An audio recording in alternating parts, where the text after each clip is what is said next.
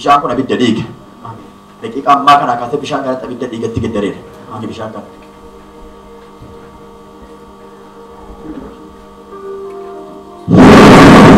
Yes. Sagrada moto compra la Sabe Jesus Christos. Rababa sakutaka. Abidda.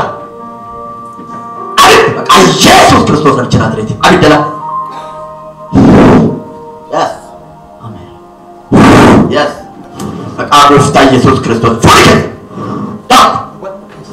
Ya. Rifeensa mataa maqeensa miilaatti waan keessa deemu arga. Abidda keessa deemu argaa jira. Abidda baabaa koosoo koo paraadaadha. Yaa guutoo koo baabaa siyaa. Waan dingata lubbuu nama kanaa fuudhee ba'uuf kan argaa jira. Sana keessa sassaabaa jira Yesuus. Maqaa Yesuus Kiristoos nan Nazareth. Amen. Yes. Waan keessa sochoonnatti mul'ataa jira. Yes. Amen. Yes. Amen. Yes. Amen. Waan namaa kaa'ameen maqaa gooftaa Yesuusiin siin fakkaatee maqaa gooftaa Yesuus Kiristoosiin ati ogeessa ogummaa keetiin waan beektu miti. Marzii hadhaa ati nyaattee jirtu dhiiga oolichaatti dammaa kaasee keessa dha'eera. Amen. Marzii hadhaa namni kun nyaatee jiru marziin arga garaasaa keessatti ija koo banee fuula waaqayyoo waan agarsiisa.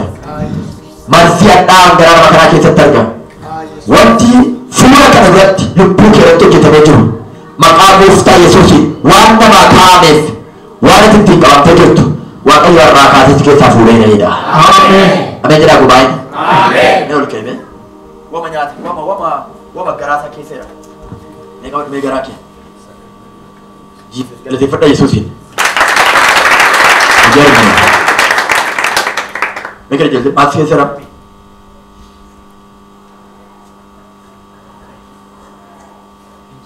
Jiru. Torbee tokko akka kana jechuun danda'u. Torbee tokko jechuun dandeessu? Torbee tokko nyaata nyaata. As keessa na waraanaa gadi na cimina ture. Nyaata nyaattee dhume innaan immoo si qabe. Waa karaa deemen ture. Ishee. Gaafa karaa deemu hoteelaa nyaata wayii nyaatte. Ishee. Sanaan booda gaafa galee arga qabsiisa ture. Halkan sana guutuu waaquu ture. Waaqota illee yaada ture. Ishee. Karaa deemu sana ammas karaa fagoon deeman ulee amma safuu hin danda'u. Eessatti kan nyaata? Waaqayyoota argaa jechuudha. Eessatti kan nyaata? Itti qabamu gaafa sana. Ishee. Qabxee hoteela qabxeetu nyaata nyaata galee nyaata galee si booda galgala sana naqabee shubbuleetti kuwaate manaa kunaa bilbittee yeroo shubbii kana qabatti waa tokko hojjettee hin dandeenye. Kanaan booda ture kun akkuma gara Addis Ababaa deemu ture. Addis Ababaa kun danda'u wanticha gara Addis Ababaa sadhuutu deeme. Addis Ababaa daganaa Adaamaa nan deema. Addis Ababaa iddoo akka deeman ture. Saman dhumaatu sadhuu deeman ture. Nyaata bisaan nyaata jechuudha. Nyaati bisaatu nyaateen oolaa harka guutuu mana hoteelaa keessatti beekoo chaawulee waaqayyoon gargaaree garuu adeemee gaafa mana galu ammas torbee gaafa mana galee jedhu isa durii caalatti jabaate. Hammam fixeera moo walumaa galee erga si qabee? Torbee lama deema. Torbee lama. Hamma kana gajjettoo. Torbee tokko garuu nyaata nyaata. Gajjettoo jechuun sira keessu. Gajjechuu danda'u. Amma jiru. Amma jiru. Wantu jiru.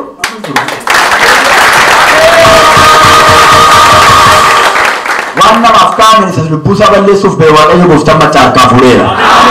Sinis harkaa si hafuuru maqaa Yesuusiin. Sinis harkaa si hafuuru maqaa Yesuusiin. Meessuutti bareechichee godhime. Galateeffadhaa isaati. Inti nyaata malee mataa gara takka bifa walitti dhiisa isatti waan ammoo shi Yesuusiin galata dhangalaasaa. Ati dabartee akka nama waa baratee qabxii gaarii fidee eebbifame wanta akkasiin arga. Afurri waaqayyo irra si dabarseera. Ameen. Ameen. Irra darbeera jedhame. Irra darbeera. Ameen. Egaa kana dabarte maqaa gooftaan kaasaa kana yeroo dhiyoo gidduutti wayitti milkaa'itii kottaa dhaabbatu dhugaa bahe. Ameen. Hallelujah Yesuus Kiristoos. Ameen. Waan bakka milkaa'itii wayitti yeroo dhiyoo gidduutti. Ameen. Waan dheeraa si jiru wayi yeroo dhiyoo gidduutti. Namni amanaa keessa mirgaa ol kaasee. Ameen. Birakeetii jabee.